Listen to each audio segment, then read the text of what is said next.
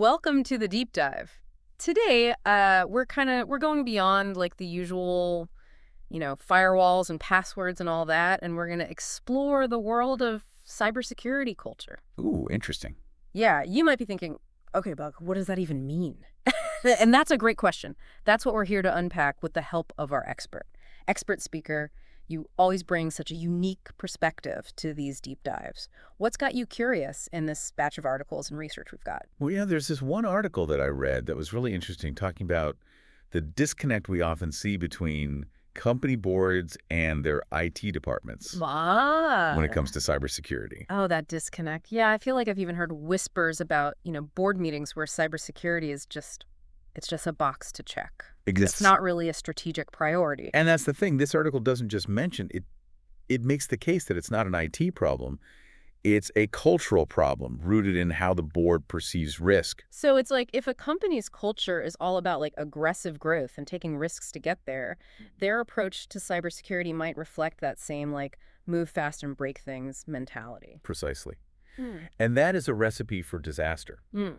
One of the sources actually cited a study where over 60% of companies they surveyed admitted that their cybersecurity practices lagged behind their overall risk appetite. Wow.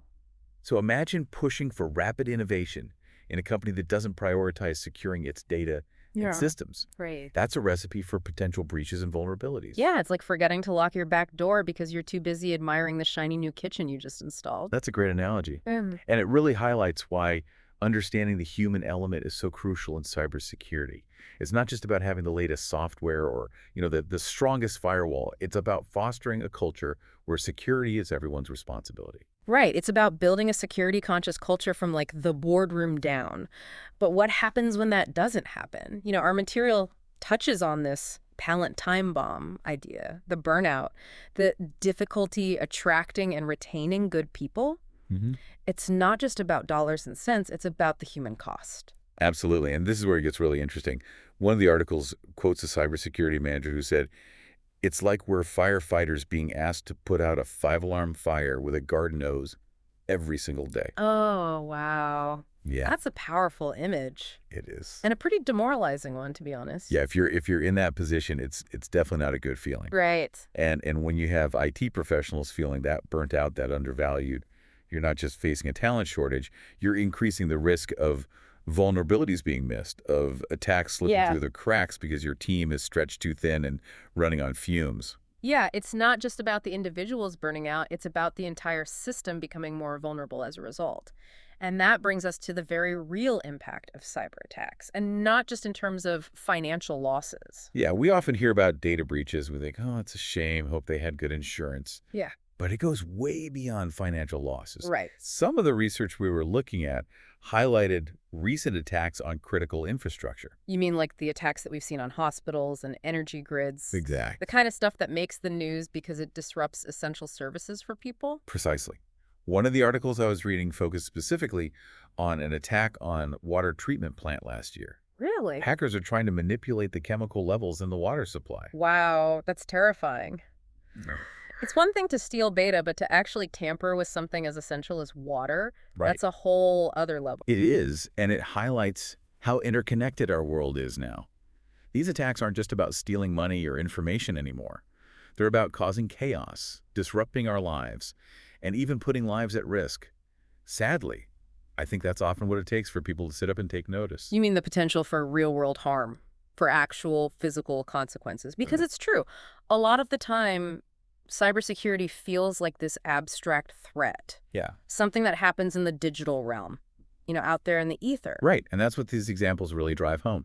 One of the studies we're looking at today even argues that the focus on financial cost as the primary metric for cybersecurity risk, it's actually part of the problem. How so? You'd think money would be a pretty motivating factor for companies to up their game. It should be. But this study suggests that by focusing solely on the dollar amount, we're missing the bigger picture. The human cost, the societal impact, the erosion of trust.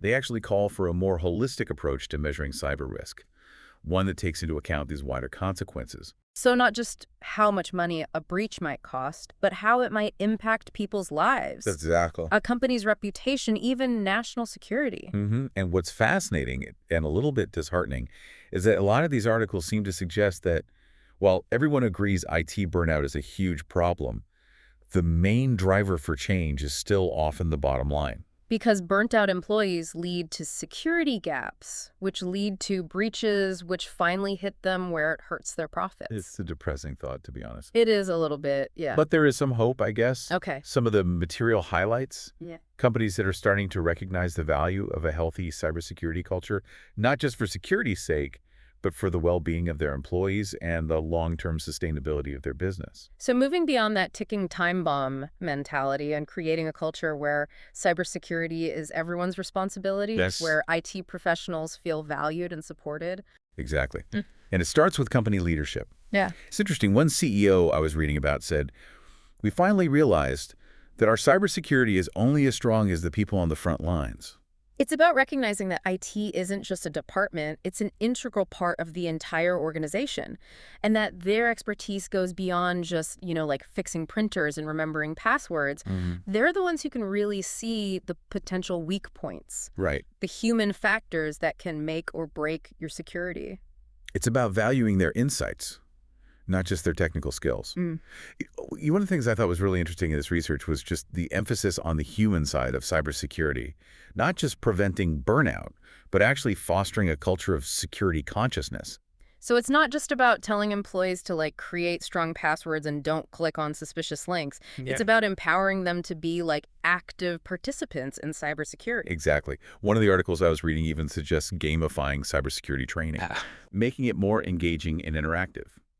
Imagine a company-wide cybersecurity challenge with prizes for the teams who spot the most phishing simulations or come up with the most creative security slogans. That's a cool idea. It's about changing the mindset from security is IT's job to security is everyone's responsibility. It's about making it everyone's business to be security conscious, not just a chore they have to do once a year during mandatory training. Right.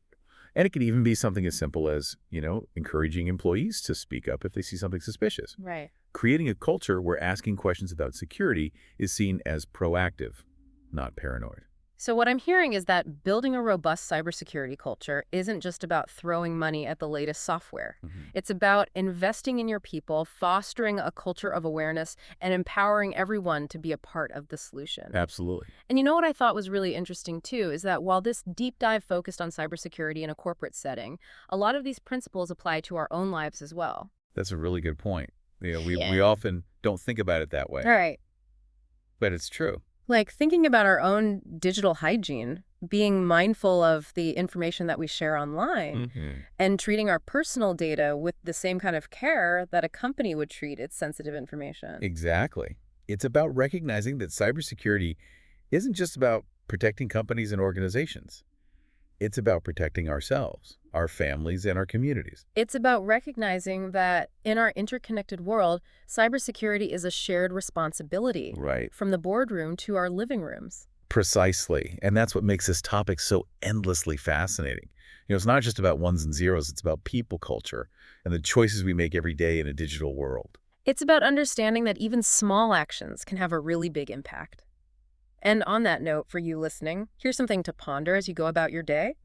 Think about your own digital habits. Are there any small changes you can make to be more security conscious? Food for thought until our next deep dive.